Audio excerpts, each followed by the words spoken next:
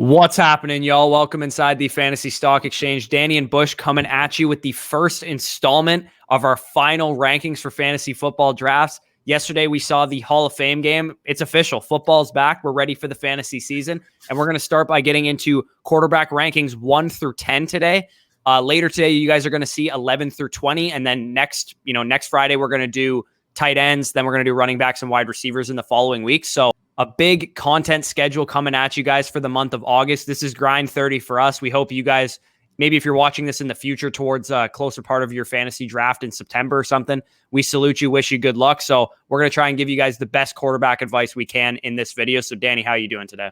Doing well. And yeah, this is the moment of truth. This is the moment in May when we planned out our whole summer schedule. We said, listen, August, y'all are ready for a treat because we're coming at you jam-packed every day, video a day, 2 videos a day. It doesn't freaking matter. Whatever type of content we're trying to put out, we have it all planned out. We're ready to get you guys in positions to win your league. And you know how you win your leagues? Guess what? Making those right draft day decisions. Let's get on to that goddamn intro and start off with number 1.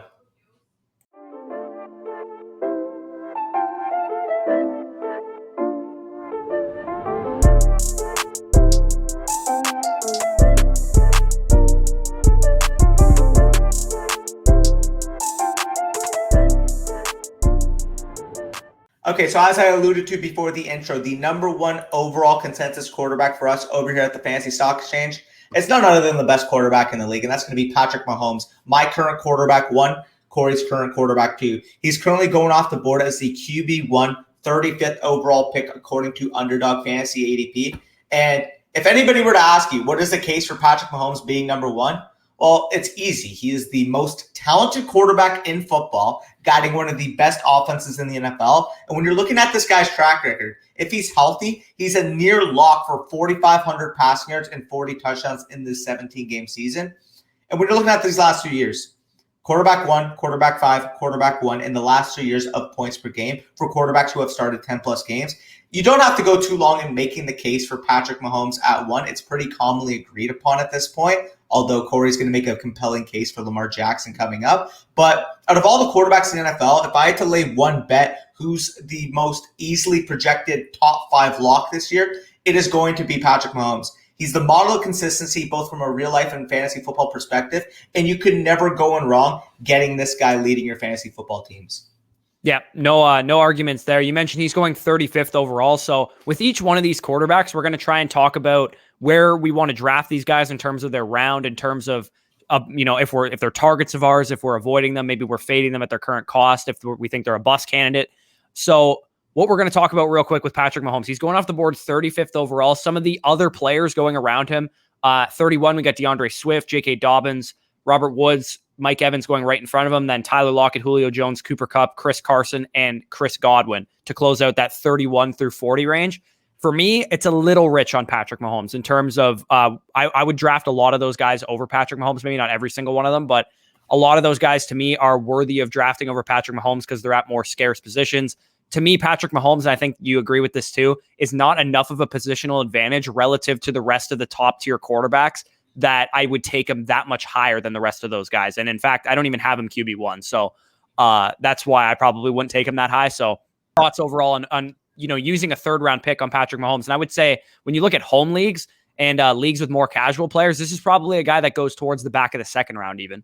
Yeah, and when you're looking at Patrick Mahomes, again, it's more sharper ADP on Underdog, currently 35th overall, which is about the 311, 401, if my math's right. Yeah.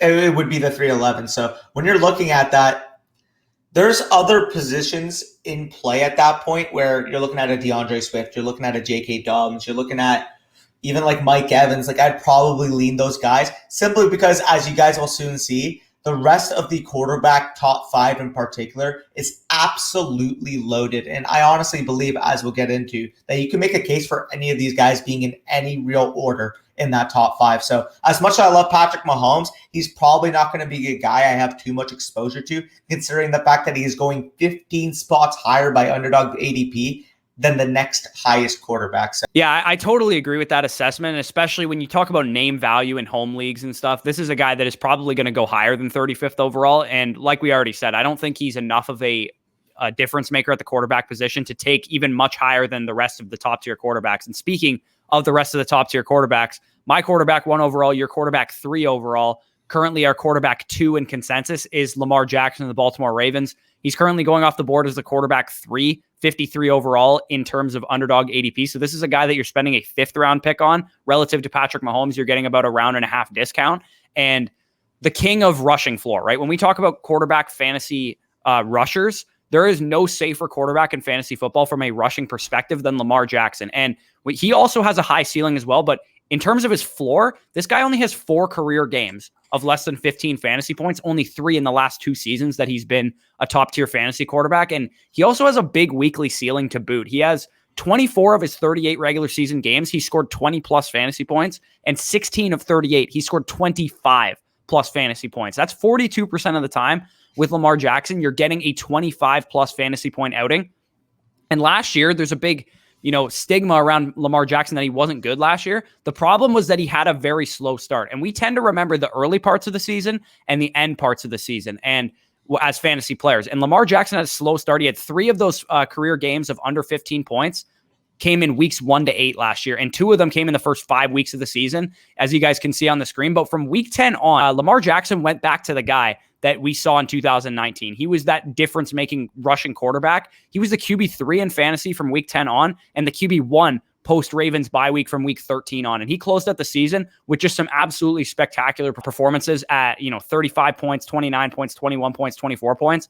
The situation for Lamar Jackson is the real reason I have him as QB1, because to me, he has a better outlook, and he was my QB1 last year. He has a better outlook than he did last year because the whole situation around him has actually improved. They added a 1st round receiver in Rashad Bateman, who you and I both really believe in. They also added a 4th round receiver in Tylan Wallace, who was a productive college player. Sammy Watkins comes in. Marquise Brown's in his 3rd year now. Mark Andrews, again, another established pass catching weapon. And the offensive line saw some additions, although they did lose Orlando Brown. I think they'll be able to figure it out and replace him. They had a completely shuffling interior offensive line last year once Marshall Yonda retired. So I think their offensive line is going to be a little bit better than it was last year. And when we look, like I said, the passing volume and the passing expectation for Lamar Jackson should go up. Everything that they've done so far, adding all these receiving talents, everything that Greg Roman has said, sounds like they want to be a more balanced attack. And I think that's where you get a little bit more of a ceiling and a little bit more of a floor out of Lamar Jackson as well, because we know what he can do with his legs. I think his passing ceiling,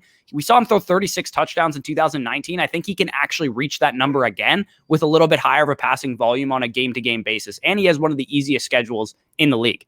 Yeah, and I kind of alluded to it yesterday. If you guys haven't seen yesterday's video, make sure you watch it after this. But when talking about J.K. Dobbins, yeah, Greg Roman has said, I want a more downfield passing attack to balance out this offense. And we've seen it these past couple years that this offense, I don't want to say it's grown stale, but I mean, everybody kind of knows what they're going to do. They're going to RPO. They're going to have Lamar Jackson getting out in space. And while he's still going to get the rushing opportunity, which I do believe, adding that factor of a Rashad Bateman down the field, Tylan Wallace in the 4th round, you get Marquise Brown hopefully coming back on the field. I know he's dealing with hamstring issues. I should believe that he should be fine by the season start. And obviously, apparently, Sammy Watkins has been looking good at camp. In addition to the fact that Mark Andrews is a top 5 tight end in the league, he's got the arsenal weapons finally to be able to suffice with a downfield passing attack. And look, people want to talk about and dog Lamar Jackson's arm. He is at worst a league average arm. And we'll get into Kyler Murray in a bit. Lamar Jackson is a better thrower of the football than Kyler Murray is at this current point of their careers. You don't believe me? Well, you can look at every advanced passing metric out there. All of them will basically favor Lamar Jackson. So when you're talking about Lamar, yeah, you mentioned the rushing floor is phenomenal. You know, when you're drafting Lamar Jackson, you're getting a 1,100 yard rusher in addition to a guy that should be flirting with 35 passing touchdowns. If Lamar Jackson is at his ceiling, I do believe that quarterback 1 is a very official ranking for him. It's just so hard for me personally to sway away from the certainty of Patrick Mahomes. But I do agree. Lamar Jackson is my quarterback 3. I do believe that he is going to be a very valuable fantasy football option. And at face value, give me Lamar Jackson in the 5-6 round range over Patrick Mahomes in the 4th round any day of the week. Right. And like we said with Patrick Mahomes, there is a big chance that Lamar Jackson goes earlier than that mid-5th round range that he's going on Underdog Fantasy in some of your guys' home leagues. So I would take that into account. He probably is more of a 3rd, 4th round pick in home leagues than he is in in Underdog leagues. Currently, when you look at where Lamar Jackson is going in Underdog ADP, Jackson is going around guys like Darrell Henderson, Odell Beckham, Kyler Murray, Kenny Golladay, Travis Etienne. Like, I would much rather have a sure thing like Lamar Jackson at quarterback. And I know it's a less important position, and we are talking strictly one quarterback leagues right now.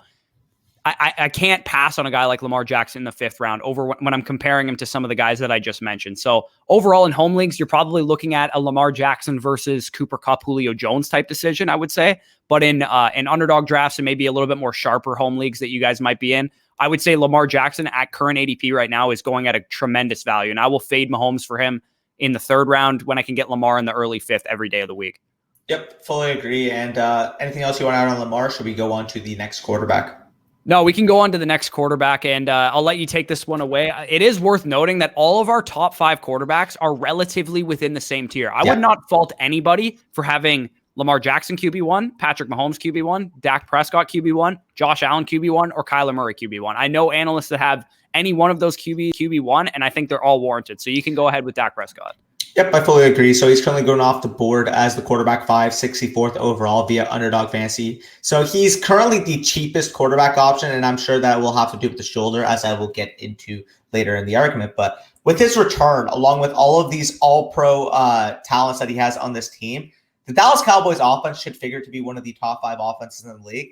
And if you were just watching last year, everybody knows, he threw the ball 60 times a game, yada, yada, yada. I understand that the volume is not going to pick up, but we also look at the fact that they're getting 2 all-pro bookends back, Tyron Smith and Lyle Collins, who combined to play 2 games all of last year. They look healthy. They're ready to play. They've been doing well in training camp so far. If they are on the field and you got those weapons, as I mentioned, CeeDee Lamb, Michael Gallup, Amari Cooper coming back, and obviously Ezekiel Elliott in the backfield, I do think that he should pick up where he left off. And in terms of elite passing upside mixed with great rushing, talking about a guy in those games, nearly 1,900 passing yards and 9 touchdowns in 4.5 games, combined with the fact that he is also, as I mentioned, the elite, or not elite rusher, but very good rusher in addition to that. 24 rushing touchdowns in his 69 career games played.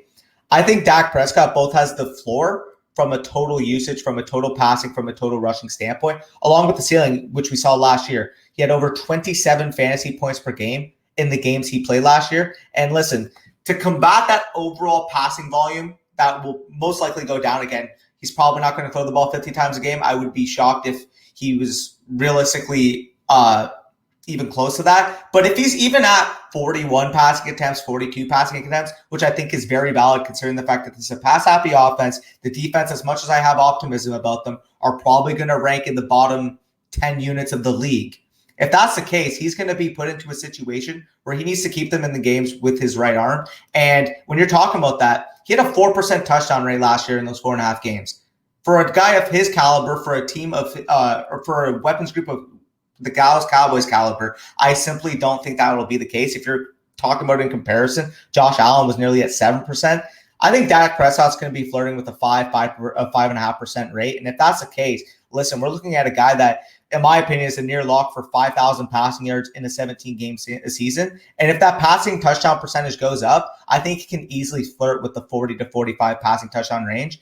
If I was going to make a bet on any of these quarterbacks being that high volume passing quarterback option, I would take Patrick Mahomes. I would take Dak Prescott. Those are the 2 guys I am most confident in being top 5 leaders in passing yards, top 5 leaders in passing touchdowns.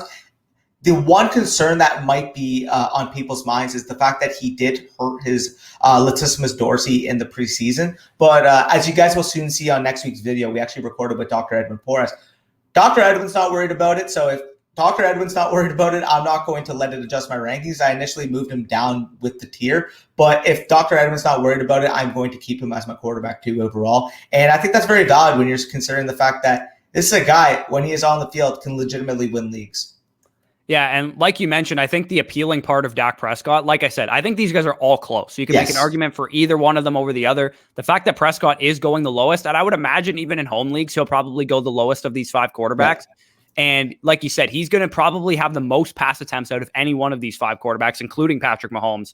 And he has the ability and the talent and a bit of the rushing ability as well to really return a high-end QB1 season, be an MVP type contender with the Amari Cooper, with CeeDee Lamb, Michael Gallup with Zeke Elliott in the backfield, with some of the tight ends that he's got to work with, and his offensive line back healthy. He has everything in front of him to be an elite fantasy quarterback, and he absolutely was an elite fantasy quarterback for the first couple games that he played last year. So, like you said, 64 overall. You're deciding between guys like with Dak Prescott. You're deciding between guys like Jerry Jeudy, Myles Gaskin, Easy decision. Robbie Anderson, Mike Davis. Like, I would much rather have Dak Prescott. Again, even though it is a one quarterback format that we're talking about here, this is still a guy that is going to be a difference maker for your team. And yeah, Mike Davis is a running back, but he's not going to be enough of a difference maker, in my opinion. He's a volume play, and Dak Prescott is a volume play also, but he also has an elite ceiling, which is, you got to take that when you can get it in your fantasy lineup. A lot of people will talk about, I never take quarterbacks early, but there's a certain point when you get to an elite quarterback potential versus skill position talent that doesn't have elite potential. Go with the elite potential of the quarterback. There's no shame in taking quarterbacks early, in my opinion. I think some people overblow the late round quarterback thing a little bit too much. And to me, this entire quarterback tier is a perfect example of that. And I'll quickly touch upon that. The reason why people were so on the late round quarterback, again, if you guys know JJ Zacharias, and that was basically his calling card in the fantasy industry, the late round quarterback in the mid to late 2010s. The reason why that was because we had elite late round quarterbacks with rushing upside. We had the Lamar Jacksons, we had the Kyler Murrays, we had these young ascending rushing quarterbacks that provided value with their legs. Everybody's kind of caught up to the fact that rushing quarterbacks, you need a rushing advantage in order to really suffice as an elite level ceiling and an elite level floor. I mean, we saw with Lamar Jackson, he'll have games where he'll throw for 150 yards, but give you 22 fantasy points because he rushed for 100 yards. That is the type of advantage that rushing quarterbacks have given. Since people have caught on to that, and since people are touting that more, I do think that I don't want to say contrarian play, but the play nowadays would be getting these elite second-tier quarterbacks. Because a lot of people view Patrick Mahomes as his tier one, which I can't get on board with. The fact that Patrick Mahomes is going off the board legitimately 29 picks before Dak Prescott right now. Are we at all shocked if they're producing the exact same numbers this year? No, I wouldn't be. And I think you basically hit the nail on the head. The fact that you can get these guys in a range where it's an opportunity cost thing, right? Like I said, Jerry Jeudy is not going to help your fantasy team more than Dak Prescott is, even in a one quarterback format. And that's the way I look at it with some of these guys. It's all about what you're giving up. If you're talking Dak Prescott between, Cooper Kupp, Chris Godwin, Mike Evans, okay, yeah, like maybe I'll prefer those receivers there because those receivers have elite potential. But Dak Prescott versus Mike Davis, like give me Dak Prescott every day of the week. Yeah, and when you're comparing it, would you rather Mike Davis and Jalen Hurts or Dak Prescott and Rashad Bateman? I don't think it's even a question. Right. And I think to your point about people catching on to the late round quarterback thing, Jalen Hurts 6 years ago would have probably been a 15th round pick in fantasy drafts. But because he has the rushing upside and because people know that that's the formula for getting elite quarterbacks, Jalen Hurts is a top 12 quarterback in ADP. And a couple years ago, he'd be like quarterback 17, 19 in ADP, and he'd be the perfect late round quarterback to go after. But the ADP is getting sharper and sharper and smarter. So it's hard to get guys like Jalen Hurts at a discount. And speaking of late round quarterbacks that have paid off, let's get into the next guy, which is Josh Allen, who's currently going off the board as the QB2 right now. He's 50th overall pick in Underdog drafts. This is a guy that has been, I would say the guys that we talked about so far usually lean one way or the other, right? With Mahomes, you're getting that passing ceiling. With Dak Prescott, you're getting that passing ceiling. With Lamar Jackson, you're getting that rushing ceiling. I think Josh Allen is the perfect blend of both things, and which makes him an interesting pick in fantasy this year. 8+ rushing touchdowns in every season of his career so far. 45 total touchdowns last year and 5K total yards. He finishes the QB1 on a points per game basis. He's pretty much the whole package in terms of rushing and elite passing ability. I think what the Bills did too, especially from a play calling perspective and scheme perspective, is what really allowed Josh Allen to grow into the player that he's become. They've aided his success big time. Top 3 in air yards last year. We know he has a cannon for an arm. That's exactly what he needs to be doing, is pushing the ball downfield. They went out and got him a big-time wide receiver in Stephon Diggs. They have some tertiary wide receivers there that all play good roles as well. Top 3 in pass percentage on first down. They're a team that doesn't look to pound Zach Moss up the middle 2 yards in a cloud of dust. They come out and they're throwing the ball. That's exactly what you want out of your top tier quarterback. You want him throwing the ball. You don't want him handing the ball off every single play, obviously. And top 5 in pass attempts inside the red zone, which, again, that's the high value scoring area of the field. A guy like Josh Allen who can both run the ball in the red zone and pass the ball in the red zone means that that percentage of the Bills' total red zone offense is almost like 70-85%. Josh Allen getting that production. That's exactly what you want. Anytime you see the Bills in the red zone, you know Josh Allen's involved in that play. The only downside risk I see for Josh Allen, the reason I have him at QB3, you have him at QB4, I believe. QB5. Okay, you have him at QB5. The only downside risk I see with Josh Allen is the fact that we've only seen 1 year of elite play. And the NFL is smart. Defensive coordinators are smart. Maybe he has a bit more of a down season this year. And that ceiling that we saw from him last year, he finished as the quarterback 1. Is maybe that's the ceiling for him, and he doesn't really get much better than that. I don't think that's a likely ceiling, but it is possible that the ceiling we saw last year, maybe he can't reach it quite yet again because defenses have started to figure out what, rattles him. Maybe it's pressure, maybe it's, whatever the case is. And that's the thing I worry about with Josh Allen. But overall, nothing's really changed about his situation. I think you swap out John Brown for Emmanuel Sanders, Gabe Davis in his second year. Hopefully Cole Beasley's back. That'll affect him a little bit if he's out. And Stephon Diggs is still the same dude that he's always been. Offensive line's pretty much the same. Running back core is pretty much the same. So overall, this is a guy that I have a pretty confident bet to take as a top 5 quarterback and not think twice about. Yeah, I mean, the reason why Josh Allen's getting the ball in 3rd and 2 situations is they don't got Benny Snell pounding the rock between the tackles now. But all jokes aside, Josh Allen, he is the epitome of that mid-level rushing quarterback where you're going to get a good amount of rushing touchdowns. He's not going to be, let's not kid ourselves, it's not going to be Lamar Jackson, Kyler Murray, 800 to 1,000 rushing yards. But if he's giving you 600, 500 rushing yards per year in addition to elite goal line usage in the red zone, I mean, we're talking about 8+ rushing touchdowns, as you mentioned. Yeah, I mean, he's going to be a very good quarterback option. The only reason I have him at 5, as you mentioned, the league has another year to figure the Bills out. And it might seem like a small thing to take away from it, but when we're comparing these top 5 guys, I mentioned all of them have incredibly elite ceilings. And if there's one thing that you can nitpick on one, it's going to affect them in the rankings. So I love Josh Allen. If I can get him in the 5th round to be my quarterback 1, absolutely, I think the value is there. Again, when I'm talking about these top 5 guys, legitimately after Patrick Mahomes, they are all back to back in my rankings. So maybe you can get on me for not having a lot of conviction there, but I generally don't view it as a big drop off if I'm going one to the other.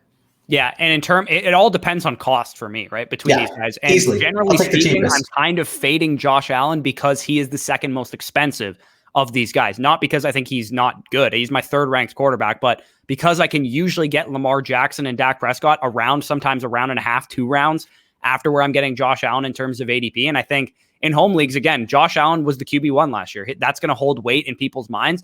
I'd imagine he's probably going to be the QB2 in home league ADP as well. So this is a guy that I'm slightly fading just because, again, I don't see a big separation between these top guys. Now, let's get into the last of this top tier, and then we can get into the next, the next few guys that we have in the top 10 here. So take it away with Kyler Murray. Yeah, when you're talking about quarterback 5, Kyler Murray, he's my quarterback 4 and your quarterback 4. So that just kind of shows how neck and neck these rankings are. And when you're talking about Kyler, everybody kind of knows how good he was last year, but the magnitude of greatness he was legitimately the best fantasy quarterback we have seen of all time in those first 11 games of the season. He easily paced as the quarterback 1. But following that ankle injury he suffered against New England in week 12, he just wasn't the same quarterback from a rushing standpoint. So you guys can see the splits on the screen. Those first 10 games he played, 61.7 rushing yards per game and a touchdown per game. And those last 6, once he got hurt, it fell to 33.33 and 0.17. And the Cardinals, as a result, went from one of the top performing teams, I believe they started 6-3, to missing the playoffs altogether. Do I think he's going to replicate 33.33 rushing yards and 0.17 touchdowns per game? Absolutely not. The main question mark I have, though, is does he reclaim those first 10 game splits, 61.7 and 1? And I don't necessarily believe that's going to be the case. The reason being, his goal line usage was ridiculous last year. And the fact that he did get hurt, does that raise question marks in the coaching staff's heads that, oh, you know what, maybe we shouldn't have our quarterback rushing the ball that much in the red zone, considering the fact that he did show that he got hurt last year? Again, maybe it's not rational thinking. Maybe from our perspective, from a fantasy football perspective, we say, well, listen, you got a 4-3 quarterback who can absolutely score the touchdown out or score the ball at will in the red zone. But we can't expect rational coaching. We talked about it, lessons we learned after the season. We cannot expect rational coaching. We've mentioned it with Saquon Barkley. We've mentioned it with Jonathan Taylor. if coaches see something that might impact their star players'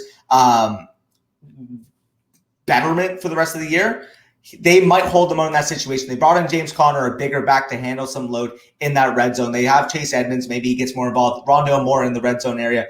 You don't necessarily know how that's going to be a factor. And for that, it causes me enough concern to the point where he's not going to be my quarterback 2. He's not going to be my quarterback 3. But at the quarterback 4 point in the 5th, 6th round, as I mentioned with the other guys, I'm willing to take the chance on the fact that he reclaims the rushing ceiling that we saw. Yeah, and again with him, I think it's hard to expect them to go away from the Kyler Murray scramble because I've heard people contend this. The Kyler Murray scramble play might be the most unstoppable play in the NFL. Like when Kyler Murray gets out of the pocket, how do you stop him? He's so elusive. It's like Barry Sanders playing quarterback. Like it is totally impossible to stop him when he's scrambling outside the pocket. So I highly doubt they're going to take it out of their game plan entirely. But like you said, the rushing involvement in the red zone is tough to expect, right? 1 rushing touchdown per game out of a quarterback for 10 games is very, very lofty expectations to have. Is he probably going to have 6, 7, 8, 9 rushing touchdowns next year? Probably, but that's a really hard number to repeat. So I'm not saying he's going to regress because I do think he's still going to be a huge rushing threat next year, but the sheer efficiency and the sheer ability that he showed in the red zone might get taken away by the fact that they brought in James Conner in the red zone, like you mentioned. So still in this top tier. And again, like I said, I don't blame anybody for having this guy QB1. Yeah, and if you were at the point in your draft, I know we raised this question, where are you targeting him if you're in a draft right now? Is it round 5, round 6 area? Where he needs to probably be on the board in round 5 for me to pick him. I think round 4, the only 2 quarterbacks I would pick earlier than round 5 are Lamar Jackson and Patrick Mahomes. And then Josh Allen, Dak Prescott, and Kyler Murray are more round 5, round 6 quarterbacks for me. And then I seriously start to consider them there. So that's about the range I consider Kyler Murray. He's currently going off the board 55 overall. So he is a 5th round pick, about mid to late 5th round. So if you can get him there, I think he is absolutely worth that pick because, like I said, he's going around guys like Kenny Golladay and Travis Etienne, Josh Jacobs, Mike Davis. So if you can get him, I would prefer him over some of those running backs, even though they are running backs. So that's what I think of Kyler Murray. Again, overall, this is not a guy I'm probably going to own a lot of because I imagine he's going to go a bit earlier than that in home leagues. And again, when you're deciding between Kyler Murray and Mike Evans, then I'll take Mike Evans there. Yeah, no, I absolutely agree there. That would be the range. Again, these top 5 quarterbacks we're mentioning 5th round, 6th round picks. They're probably going to go a good amount earlier in your home leagues. Like they might all be gone by round 4. But if you can get them at value, I absolutely agree. Like I currently have Kyler Murray in terms of my overall rankings as my quarterback 4, but 47th overall player. The range where I'm considering him, I take him over like a Josh Jacobs, Mike Davis, Mark Andrews, Chris Carson, T. Higgins. That's about the range where I would consider taking Kyler Murray over. Right. And that's all part of your strategy going into your draft, right? It's like, which wide receiver is my cutoff point for when I'm going to start thinking about one of these top 5 quarterbacks, which running back's my cutoff point, which tight end is my cutoff point. You got to basically, establish that. And if you guys need help doing that, you guys can get access to our rankings by going to Underdog Fantasy and using promo code FSE, signing up. You'll get access to both of our draft guides that way. And you can see our rankings and you can see our overall rankings, more importantly, to see when you should start taking these quarterbacks. So we spent a lot of time on the early quarterbacks. So let's try and speed it up a little bit on the back end of the top 10, but let's start with Justin Herbert. And Justin Herbert currently is our consensus quarterback 6. When we look at our individual rankings, he is my quarterback 6, your quarterback 6. So exactly at consensus for both of us. When you look at what he did his rookie season, right, it was spectacular. Quarterback 6 in points per game from week 2 on, once he took over the starting job. He ranked so highly in a number of advanced passing metrics, courtesy of Player Profiler as well. Top 6 in money throws. He was great in terms of under pressure for PFF. I believe he was like the number 1 quarterback under pressure last year. And this is really exciting to see from a young quarterback, especially when you consider the fact that this was a COVID offseason. He didn't have a full offseason with his teammates. He probably wasn't working with the ones very much at all during training camp because Tyrod Taylor was the primary first string quarterback during that time. And he was transitioning from college in the hardest position in sports with the 30th ranked offensive line in pass protection and the 32nd ranked offensive line in run blocking, and his star running back missed most of the season. He only registered 234 rushing yards last year and 5 touchdowns. I think he has much more of a rushing ceiling than what he showed last year. When you look at what they did, the Los Angeles Chargers, they built around him this offseason. They understood that this guy was under pressure way too much. Yeah, he was good under pressure, but he was under pressure way too much last year. So we're going to go out and we're going to draft a franchise caliber left tackle in the first round. They got Rashawn Slater, who, if you guys don't know who Rashawn Slater is, you didn't follow college football, literally clamped Chase Young against Ohio State when he was playing for Northwestern. Go ahead. I was just going to say, and when you're talking about Rashawn Slater, apparently so far in training camp, he's legitimately looked like an all-pro caliber player. Like, they've had him on 1v1s against, like, Joey Bosa and freaking like guys like that on the edge, and he's legitimately just held up against all of them. Right. This could be a Tristan Wirfs situation, right? Where this guy just steps right in and he's, a Pro Bowl caliber tackle right from the beginning. And speaking of Pro Bowl caliber, they also signed Corey Linsley, the center from the Green Bay Packers, who was first team All-Pro center last year. So he's legitimately the best center in the NFL. They signed him to their interior, and their center position was a mess last year. So this is a massive, massive upgrade from what they had last year. They signed Brian Bulaga in free agency last year, who has worked with Corey Linsley before, so they already have some chemistry. They also bring in Matt Filer from the Steelers, who is offensive guard for them, and he's at least an average level starter. So overall, when you look at this offensive line, we're talking about one of the league worst units to top 15 offensive line, maybe even a top 10, top 5 offensive line if Slater and Linsley can transition easily to this Chargers scheme. So when you look at his weapons too, Mike Williams sounds like he's having a great camp. That's good to see. Obviously, we know Austin Eckler and Keenan Allen are going to be great. They drafted a 3rd-round wide receiver in Josh Palmer to help contribute. Jared Cook comes in for Hunter Henry. I think he can make a pretty big impact as well. Everything that Justin Herbert needs to have that Josh Allen level season this year with a high passing and high rushing floor as well, it's all there for him to do. I have very little question marks about his situation whatsoever. The only question I have, much like I did for Josh Allen, is this guy an elite quarterback, or are NFL defenses going to figure him out a little bit? Are they going to adjust to his play style a little bit and figure out his weaknesses? Because that is really the only downside risk with Justin Herbert, in my opinion.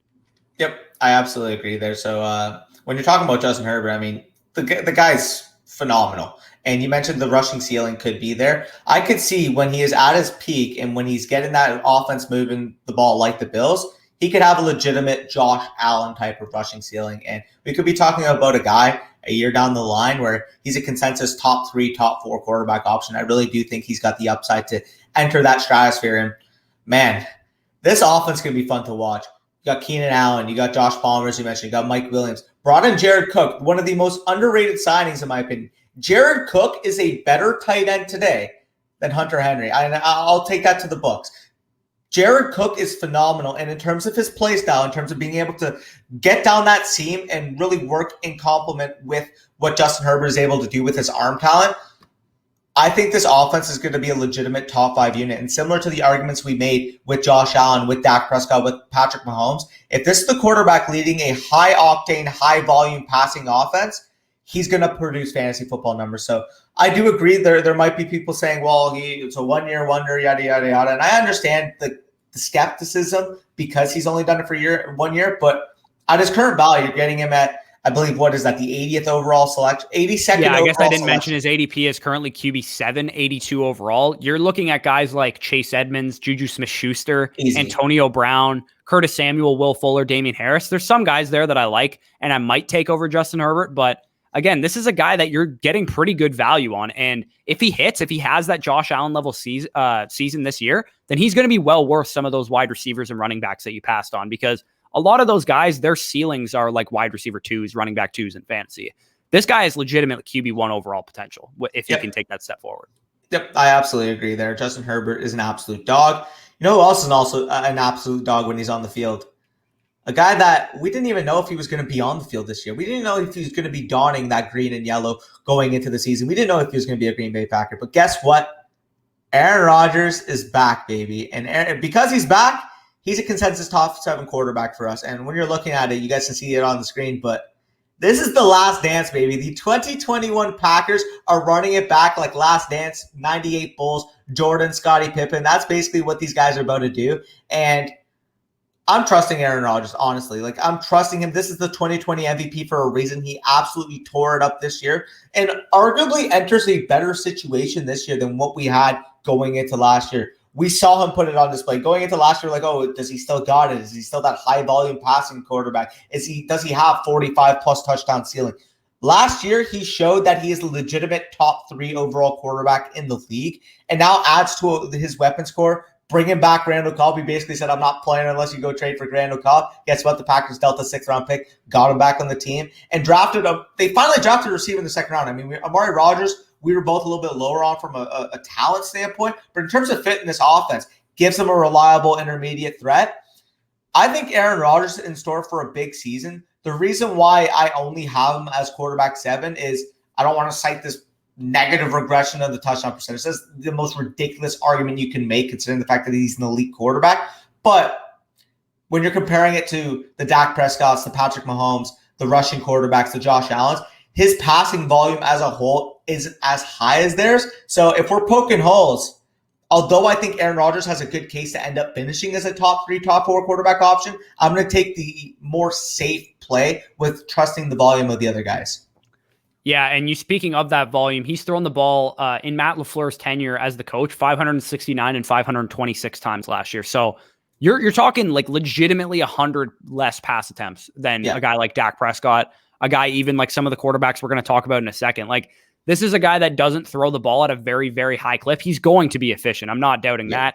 Anybody who thinks he's going to have a low touchdown rate is completely bonkers. He's going to have 6, 7, potentially 8% touchdown rate again because the nature of this offense lends itself to efficiency. And like you said, 149 rushing yards last year. He actually had 3 rushing touchdowns too, which I don't even think is probably even repeatable for that. So from a rushing perspective, he doesn't offer much. And that's really the big difference. He can be an elite level fantasy quarterback from a passing perspective, and he was last year.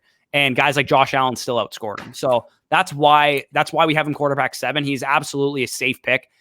In my opinion, for high level production. You're getting him an 89th overall. We're talking about a guy that's a 7th, 8th round pick in fantasy drafts. And again, you're deciding between guys like Antonio Brown and Curtis Samuel, Laviska Shenault, and stuff around the range where he's going in drafts. And again, if you want to take Aaron Rodgers there, I have absolutely no complaints with that. I would say from a home league perspective, this guy might go a little bit higher because he was the MVP last year. There's a good chance someone will pull the trigger on him in the 5th, 6th round. At that point, I'm going to be out on Aaron Rodgers, but if you can get him at his ADP, I think I'm in on him. Yep. No, I absolutely agree there. And when I'm looking at this second tier of quarterbacks for me, I got Justin Herbert and Aaron Rodgers. Listen, as much as I love the top 5 guys too, as you mentioned, they're going to be big targets of mine. If I have to settle on one of these tier 2 quarterbacks for me, I am perfectly fine with them because I do think from a week-to-week ceiling perspective, from an overall ceiling perspective, from a talent perspective, they are every bit worth of that pick. And you mentioned the guys that they're going around, like Chase Edmonds, like who was the other, like Juju Smith-Schuster. Like, just give me the anchor quarterback at that point. Yeah, like directly going behind Aaron Rodgers currently in ADP is Michael Carter, Jarvis Landry, Marquise Brown, and Jalen Waddle. Those are the 4 picks right after Aaron Rodgers. And none of those guys are sure things. As much as I like Michael Carter, I like Aaron Rodgers. Like that's a pretty sure thing quarterback. Like, yeah, he might not have quarterback 1 overall potential because he doesn't run the ball, but top 3 potential. Yeah, he can absolutely be a top 3 quarterback this year for that reason. So enough on Aaron Rodgers. Let's go to another veteran quarterback, and that's Ryan Tannehill. Currently our quarterback 8 in consensus. You have him at 8. I have him at 9. I actually thought I'd be higher on him than you were, but you are right there with me. So casual players might not know this about Ryan Tannehill, but like this has legitimately been a top 5 real life NFL quarterback since becoming a Tennessee Titan. If you look at his efficiency metrics from last year, top 6 in yards per attempt, top 4 in adjusted air yards per attempt, number 2 in fantasy points per dropback, number 3 in true completion percentage, number 5 in catchable pass rate, number 2 in production premium, number 3 in expected points added, number 2 in true passer rating, total QBR top 4. This is a guy that is a phenomenal real life quarterback. And he's in a situation that is pretty hard to fail, really. Like we had some concerns early in the offseason, which is why he wasn't on our top 12 initial rankings that we did in June. With the loss of offensive coordinator Arthur Smith and tight end Jonnu Smith and wide receiver Corey Davis, the first time we did our rankings, we had some concerns about Ryan Tannehill, but the addition of Julio Jones definitely sullies the weapons concern. The Jonnu Smith and Corey Davis departure, I don't care because Julio Jones is there now, so that doesn't bother me at all. The only downside risk you have with Ryan Tannehill is 2 things. One, how much is he going to pass the ball, right? We usually, historically speaking, when you bring in a wide receiver like Julio Jones, your pass attempts tend to go up, but this is still an offense that wants to run the ball. They still have Derrick Henry. So we need Ryan Tannehill to be in that Aaron Rodgers level of efficiency where he's probably only going to throw the ball 540, 550 times a season, but he's going to be so efficient with those pass attempts that it's going to make him of a worthy pick. This was the quarterback 9 last year in fantasy, and any other year, he would have been a top 5 quarterback. We just had a very high-end year for quarterbacks last year. So if new offensive coordinator Todd Downing, who's replacing Arthur Smith, can basically just come into the system and not screw things up, just do exactly what they've been doing, call plays kind of the same way. The only thing that's interesting to note outside of everything that I've just brought up is the fact that the Titans offensive line was bad last year. Taylor Lewan tore his ACL, who's their best offensive lineman. Their right tackle, who they drafted in the first round, Isaiah Wilson, was supposed to be their starter, and then he ended up being a knucklehead and getting cut. So they had a revolving door at that position last year too. They were 28th in PFF pass blocking grade last year. They made some additions. They added some stability to that offensive line, and Taylor Lewan is back. So this is an offensive line that is great in run blocking, was terrible in pass protection last year, but they should be a lot better this year. So overall, when I look at Ryan Tannehill, probably doesn't have a top 3 overall ceiling, but a top 5 ceiling for sure. And his floor to me is very high. I think he's a top 12 quarterback lock.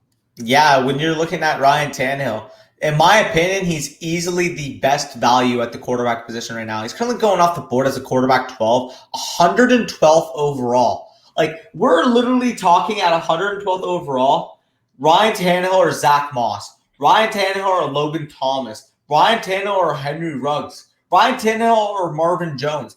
I will take Ryan Tannehill so handedly over any of those options. It is absurd. And we mentioned it in home leagues. Those early quarterbacks might go off the board pretty quickly. If you can just wait, keep recouping value, and still end up getting Ryan Tannehill in like the 9th, 10th round, like you're winning your draft at that point. Because I do think, as Corey mentioned, he has a legitimate top 5 ceiling. I think at worst, he's a top 12 quarterback this year, which is where his ADP is. And I think he'll probably lie in between there. I think he can finish about quarterback 6, quarterback 7 on the year, given the fact that he is so efficient as a passer. Every single point we made about Aaron Rodgers also applies for Ryan Tannehill. In my opinion, he's a safer option than a guy that many tout as this elite fantasy football quarterback we'll get into later in the video. He is the AFC version of Russell Wilson. The only part about Ryan Tannehill, which actually leans me towards him, is the fact that he doesn't go through his stretches where he's quite literally unusable in fantasy. So that's why I currently prefer Ryan Tannehill to Russell Wilson, as we'll mention later. But absolute value where he's going, and because he doesn't have the biggest name, again, you could probably get this guy later on in your home leagues. Like, I'm sure the Matthew Staffords, the Kirk Cousins might even go above this guy because they're more well-known options in the community.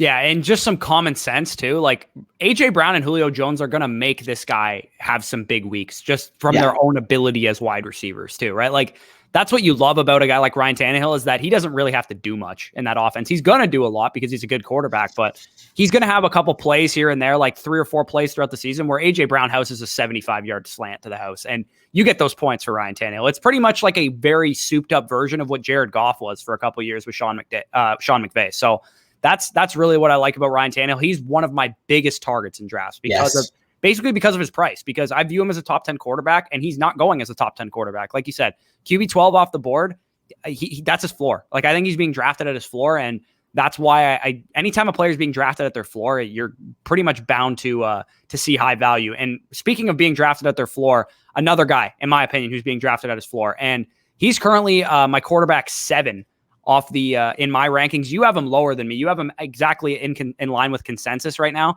Quarterback 11, 105 overall, the GOAT himself, Tom Brady. I cannot believe that he is going off the board at quarterback 11. And again, in home leagues, he's a big name. He's probably going to go a little higher than this, but he'll go above Ryan Tannehill.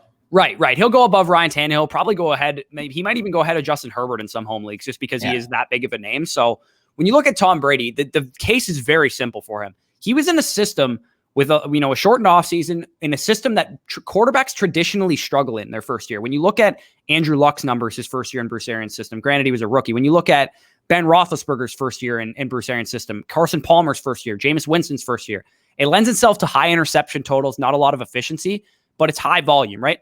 Everything that you want out of a fantasy offense is what you have in the Tampa Bay Buccaneers. You have a great quarterback operating the offense. We are going to be top 5 in pass attempts. Like, this is an offense that's going to throw the ball like crazy. We don't have a consistent running back that can get the job done for us. Our offensive line is one of the best offensive lines in the league in terms of pass protection. And our weapons core is probably the best in the NFL. So everything that we all talk about, we all talk about, Mike Evans or Chris Godwin, Mike Evans or Antonio Brown or any of these guys. What do we do with the tight ends? Just pick Tom Brady, because he gets the benefit of all of these guys. And we're not even talking about guys like Scotty Miller, who can stretch the seam and give you a couple big plays a year. Jalen Darden, who they drafted in the 4th round, is tearing camp up right now. We also have Tyler Johnson, who's a good player as well. So overall, this is a guy that has everything in front of him to be a very high-end fantasy quarterback. And like I said, this is my money to lead the NFL in passing, lead the NFL potentially in passing touchdowns as well. And yes, he doesn't give you anything from a rushing perspective outside of a couple QB sneaks on the goal line, but this is a dude that, to me, finished quarterback 10 last year. He would have been quarterback 5 2 years ago and quarterback 5 3 years ago. So this is a guy, to me, that just has such a safe floor and a very high passing ceiling as well because of what's around him. Yeah, and make no mistake, me having a quarterback 11 is not a slight on Tom Brady. I just kind of like the rushing upside of guys around him. But I agree. I mean, he is absolutely deserving of this tier 3, in my opinion. I currently have Justin Herbert and Aaron Rodgers in their own tier. But when you're talking about a late round option, say you ended up, like, obviously in best ball, you're going to get your stacks with Tampa Bay at their ridiculous value. You get Evans and Godwin in the 4th round, Antonio Brown in the 7th, and then Tom Brady in like the 9th, 10th. But even in home leagues, like if you go with one of the Tampa Bay Bucks early, hey, it never hurts to get a Tom Brady, because at the end of the day here, if you're going to be stacking and redraft, you want to make sure you're doing so with elite offenses. And there are not many offenses more elite than your Tampa Bay Buccaneers. So I agree. It also helps with the fact that he does play my Dallas Cowboys week 1. So right. And in general, we have we have some hard matchups here and there, but they're kind of aided by the fact that we have some cupcakes, like some absolute cupcake matchups that our offense is good enough to compete against good teams, let alone just we're going to shit stomp the bad teams, right? We saw what Tom Brady did to the Detroit Lions in the fantasy championship last year. He literally had a 40-point game in the first half. He was taken out of the game in the first half because they were a dumpster fire team, and that's what this Tampa Bay Buccaneers offense is capable of doing. 2 good matchups. He's an absolute smash play from DFS perspective in good matchups. And he's the quarterback that won me a championship last year. He was my QB most of the year. I had Deshaun Watson as well, but I kind of just played matchups with those 2 guys, and it was a great situation. So Tom Brady's a guy that if he's there in the 10th round, it's pretty hard to take one of these quarterbacks early for me, knowing that I can get Tom Brady in the 9th, 10th round or Ryan Tannehill in the 9th, 10th round. Those 2 guys to me are the biggest targets outside of Lamar Jackson out of all the quarterbacks currently at ADP. Yep, fully agree. And now we can move on to NFC Ryan Tannehill. I kind of said it earlier, but we do have Russell Wilson. This is where he finds himself. And this is the only quarterback that, for us, is below really ADP. I mean, like you can mention within the top 5 guys that we don't have it in the exact order, but Russell Wilson is the quarterback 6, 76th overall player off the board. And we have him at 10. And the reason why is, yes, I understand he is as safe as it comes. He's absolutely going to end up being a top 10 quarterback. He's done it every year throughout his season, throughout his career, and he's been a top 5 quarterback 4 times since 2013. The problem that I have with Russell Wilson doesn't come to with the fact that we don't know what he's going to do on a year-end basis. He's probably going to end up in the quarterback 5 to quarterback 8 range. The problem I have with Russell Wilson, and we've seen it for the last few years, is week-to-week consistency based on the fact that this is a team that does not throw the ball at a high volume clip. He's truly been an up and down quarterback throughout his years, and 2020 was no different. And listen, if you drafted Russell Wilson and you had him for those first 8 games of the year, this is probably the consensus MVP at that point. He was averaging nearly 33 fantasy points per game, 37 passing attempts in that stretch, and 3.5 passing touchdowns per game, legitimately winning you fantasy football weeks. The problem, those last 8 games was a completely different Russell Wilson. I believe he was the quarterback 15 over that stretch, where he averaged just over 19 points per game.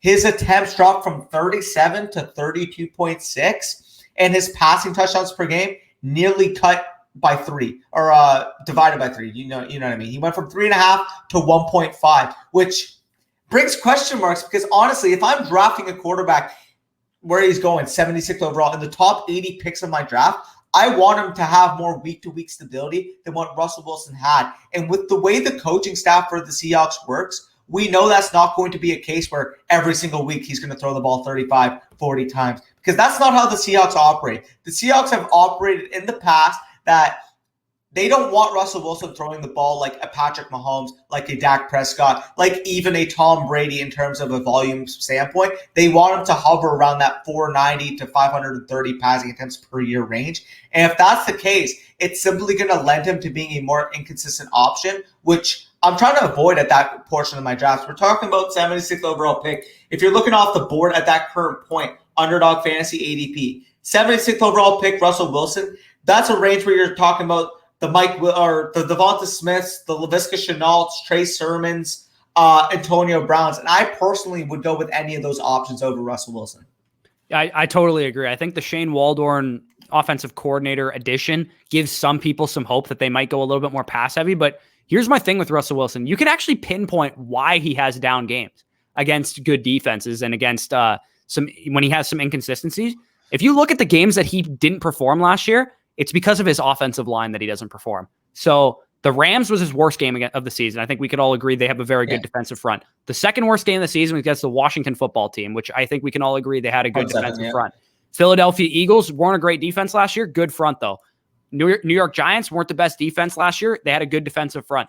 Every time he plays a team with a good defensive front, he tends to have a bit of down games, and that's a good thing that you can kind of predict when he's going to have a down game. But this is not a quarterback that you're getting in streamer territory. You have to pay a top 6 overall price. And I think everybody that we've talked about so far, except for Russell Wilson, has every week starter potential. And I don't think Russ does because he's going to play a hard schedule this year, like we talked about in the strength of schedule video.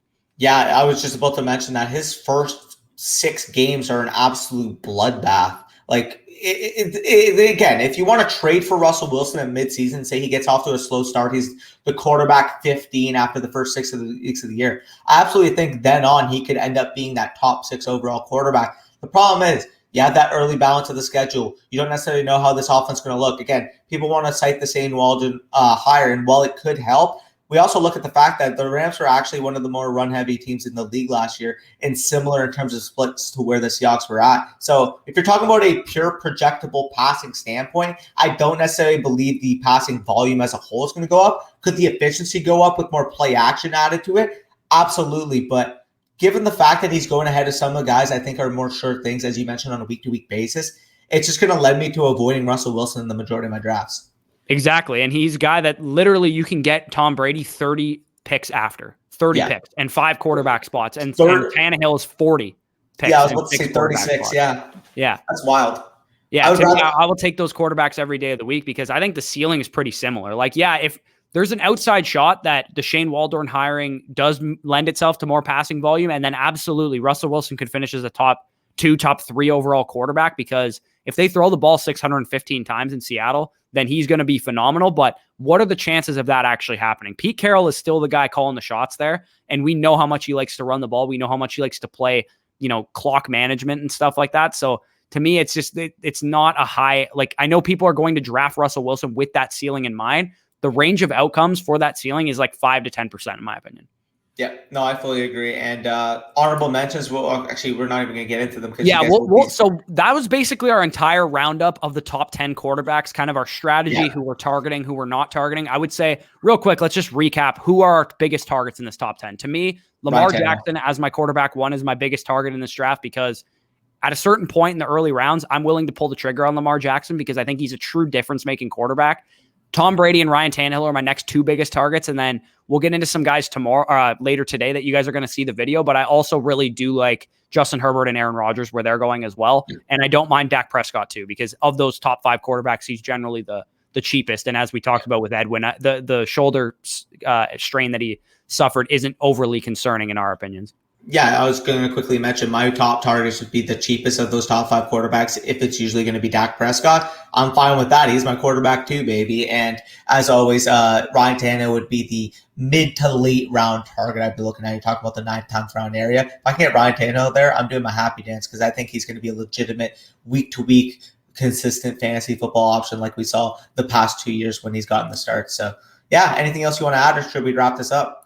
I think the final point that I want to drive home is that this year, more than ever, I'm more willing to take a top 10 quarterback, top 12 quarterback in ADP, because I think they're worth it. A lot of these guys have high ceilings, and normally we can pick out guys like Dak Prescott in years past that are going outside the top 12 quarterbacks that have high ceilings.